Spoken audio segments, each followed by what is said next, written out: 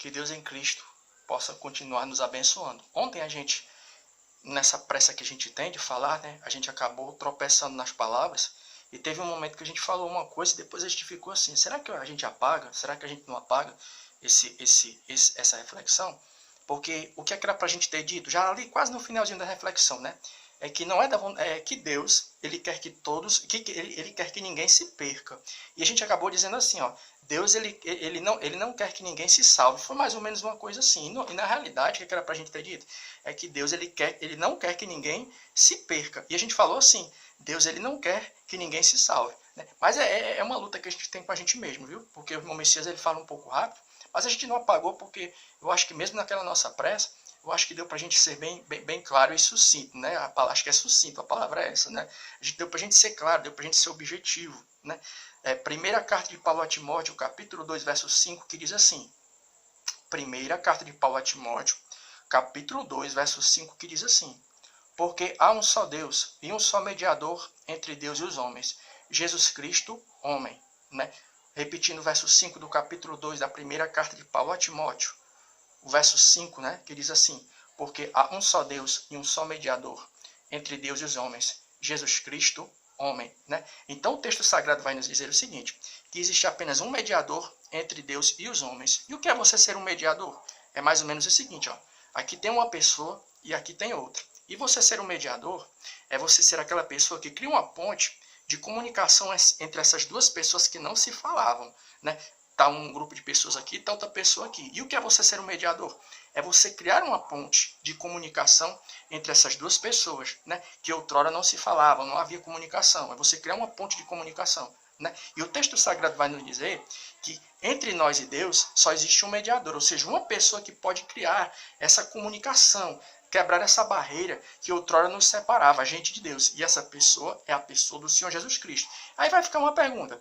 Por que havia, o que é que nos separa de Deus? Se a gente entende que um mediador é alguém que cria uma ponte de comunicação entre uma pessoa e outra, é porque havia uma barreira, não havia uma comunicação. E o que é que impede, no geral, a nossa comunicação do ser humano com a pessoa do Senhor nosso Deus? A gente vai achar lá em Isaías capítulo 59, verso 2. Isaías capítulo 59, verso 2, que vai dizer assim, ó, Isaías 59, verso 2. Existe uma barreira que faz divisão entre a gente e a pessoa do Senhor nosso Deus.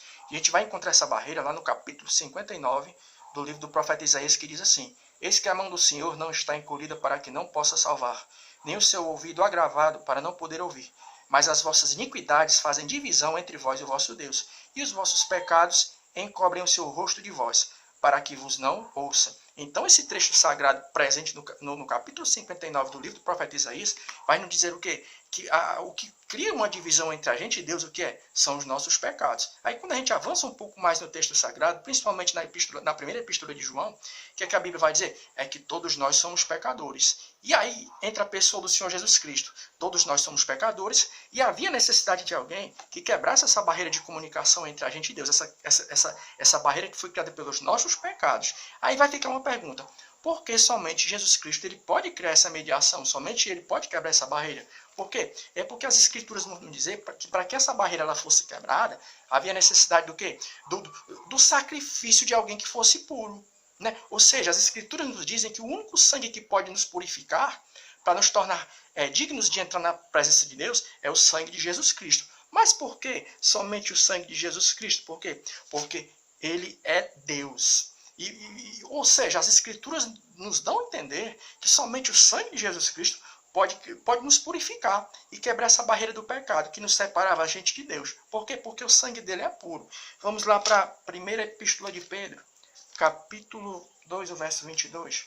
Primeira epístola de Pedro, capítulo 2, verso 22, que diz assim, ó, que diz o seguinte, o qual não cometeu pecado, nem na sua boca se achou engano. Então o trecho sagrado, né, vai nos dizer o quê? Que Jesus Cristo é o único que pode fazer mediação entre a gente e Deus. Ele é o único que pode quebrar essa barreira de pecado. Por quê? Porque o sangue dele é o único capaz de nos purificar. Aí vai ficar, nos purificar e quebrar essa barreira. Né? Aí vai ficar uma pergunta: por que o sangue de outras pessoas não podem, né, nos purificar e quebrar essa barreira de pecado? Por quê? Porque para que essa barreira fosse quebrada, havia a necessidade de um sangue de alguém puro ser derramado. E o único que a Bíblia mostra que tem sangue puro, qual é? Em termos assim de purificação de pecados, é a pessoa do Senhor Jesus Cristo. Por quê? Porque ele era e é Deus. Ou seja, a Bíblia dá a entender que muitos outros personagens bíblicos derramaram o seu sangue, principalmente os apóstolos do chamado colégio apostólico. Pedro derramou o seu sangue, o apóstolo Paulo. Mas as escrituras nos dizem que o único sangue que é capaz de nos purificar de nossos pecados, qual é? É o sangue de Jesus Cristo. Por quê? Porque ele era e é Deus. Aí vai surgir uma pergunta que é muito interessante, qual é? Irmão, então quer dizer que somente o sangue de Jesus Cristo ele pode nos tornar aptos de entrar na presença de Deus, né? Então o que é que acontecia com os personagens do Velho Testamento? Existem algumas perguntas que depois podem ser feitas, mas não vai dar para a gente responder agora. A gente vai falar uma coisa que é muito interessante, qual é? O que acontecia com as pessoas que morriam lá no Velho Testamento? O que acontecia com elas? De que maneira havia essa purificação de pecados? A gente vai lá para Hebreus capítulo 11, verso 39. Epístola aos Hebreus 11, verso 39, que diz assim, ó: e todos estes, tendo tido testemunho pela fé, não alcançaram a promessa. E esse trecho presente no verso 39, capítulo 11 da Epístola aos Hebreus, está fazendo referência aos personagens do Velho Testamento que morreram sem alcançar a promessa.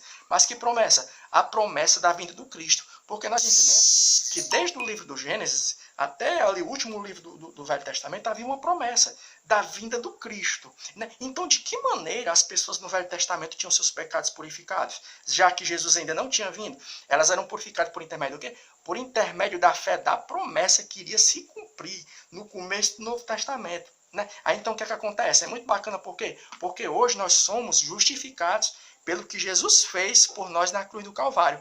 E a galera do Velho Testamento, eles eram justificados por aquilo que Jesus ainda ia fazer.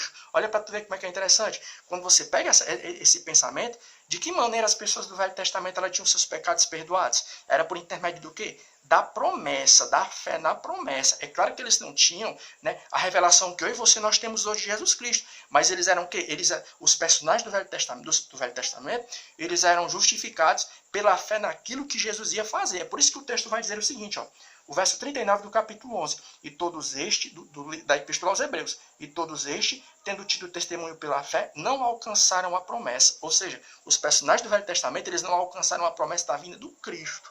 Mas eles foram justificados pela fé daquilo que Jesus ia fazer. Olha para tu ver como é bacana. Hoje eu e você, nós somos justificados por aquilo que Jesus fez. Mas os personagens do Velho Testamento foram justificados por aquilo que Jesus iria fazer. Aí é muito legal isso aqui. Por quê? Porque nós entendemos que tanto a galera do Novo Testamento, eu e você, como a galera do Velho Testamento, todos eles precisaram do quê? Precisaram de Jesus Cristo. Né? Aí vai surgir algumas outras perguntas que depois a gente vai responder, como por exemplo, a gente não vai responder agora não, como por exemplo, irmão, então quer dizer que os personagens do Velho Testamento eles eram justificados por aquilo que Jesus ia fazer. E a galera que não fazia parte da chamada comunidade israelita, de que os gentios, os estrangeiros, como por exemplo o japonês, sei lá, né, as pessoas que não faziam parte da chamada comunidade israelita, como eles eram justificados? Né? De que maneira? Se a justificação vinha somente por intermédio da fé naquilo que Jesus ia fazer? Depois a gente vai responder isso aqui, mas por enquanto, fica por aqui a nossa rápida palavra reflexiva e que Deus em Cristo continue nos abençoando. Amém.